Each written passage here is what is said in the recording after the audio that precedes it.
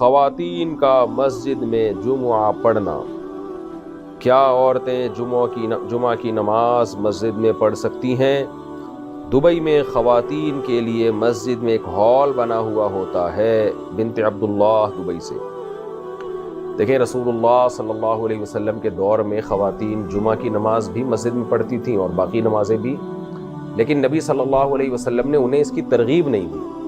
بلکہ ترغیب یہ دی کہ عورت کے گھر کی نماز وہ مسجد کی نماز سے افضل ہے۔ بعض خواتین نے تو یہ حدیث سن کے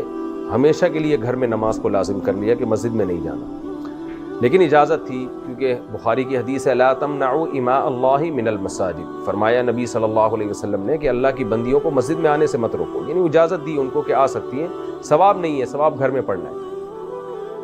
باقی پھر بعد میں فقہا نے دیکھا کہ عورتیں ان پابندیوں کے ساتھ مسجد میں نہیں آتی جو پابندیاں شریعت نے بتائی ہیں، کیونکہ نبی کے دور میں جو خواتین کو مسجد میں آنے کی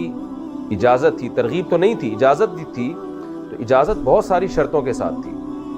خوشبو نہیں لگائیں گی، پراپر پردہ ہوگا، مردوں سے بالکل اختلاط نہیں ہوگا، پیچھے کھڑی ہوں گی، تو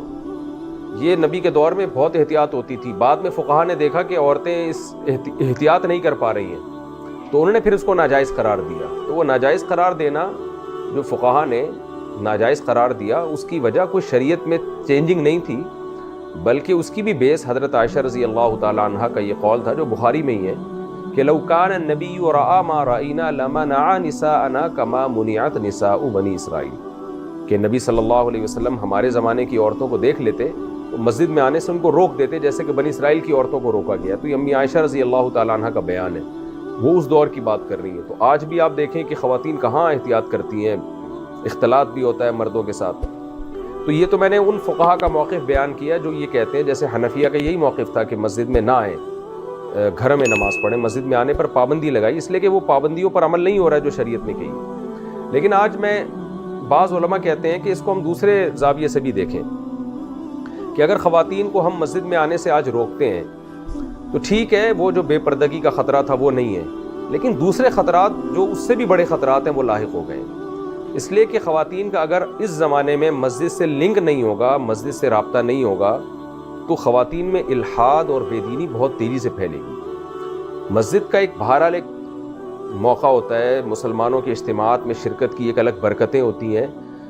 امام ابو حنیفہ رحمہ اللہ یا دیگر فقہا جو امام حنیفہ کے موقف سے اتفاق کرتے تھے، انہوں نے جو عورتوں کو روکا نا مسجد میں آنے سے، وہ اسلامی حکومتوں کا دور تھا۔ اس وقت عورت کو گھر میں پورا دین مل رہا تھا اور وہ گھر سے کہیں بھی نہیں جا رہی تھی، گھر کی چار دیواری میں تھی وہ۔ لیکن آج خواتین شاپنگ سینٹروں میں جا رہی ہیں، سینما گھروں میں فلم دیکھنے جا رہی ہیں، جاب کر رہی ہیں، یونیورسٹیوں میں جا رہی ہیں، ہر شعبے میں ہیں۔ تو ایسے موقع پہ جب وہ گھر سے نکل تو چکی ہیں ہی، ایک خیر کی جگہ تھی مسجد، وہاں بھی آپ ان کے آنے پر پابندی لگا دیں، تو میں سمجھتا ہوں کہ یہ گویا ان کے لیے کفر اور الحاد کا دروازہ گویا کہ کھولنے کے مترادف ہے۔ تو اگر ہم دور اندیشی سے دیکھیں میری رائے کے مطابق، تو اس میں جو ہے نا اس موقف کو چینج کرنے کی ضرورت ہے، اور اس وقت عورتوں کو اجازت دینے کی ضرورت ہے کہ خاص طور پہ یہ جو مسلمانوں کے بڑے بڑے اجتماعات ہوتے ہیں، جمعے کی نمازیں، عیدین کی نمازیں، ان میں خواتین کو شرکت کی اجازت دینی چاہیے۔ عید کی نماز کے بارے میں تو واضح حدیث ہے کہ جو مخدرات عورتیں ہیں، نبی صلی اللہ علیہ وسلم نے فرمایا ان کو بھی عیدگاہ میں لے کر آؤ، حتی الحیض، وہ عورتیں جو حیض میں ہوں ان کو بھی لے کر آؤ، حالانکہ نماز نہیں پڑھنی، انہوں نے دعا میں شریک ہو جائیں وہ۔ تو میرا خیال یہ ہے کہ اس زمانے میں خواتین کو مسجد میں آنا، اس کی اجازت دینی چاہیے، تاکہ ان کا ایک دین سے، ایک اسلامی شعار سے ایک رشتہ قائم رہے، کیونکہ بہت زیادہ الحاد پھیل رہا ہے خواتین میں بہت تیزی کے ساتھ۔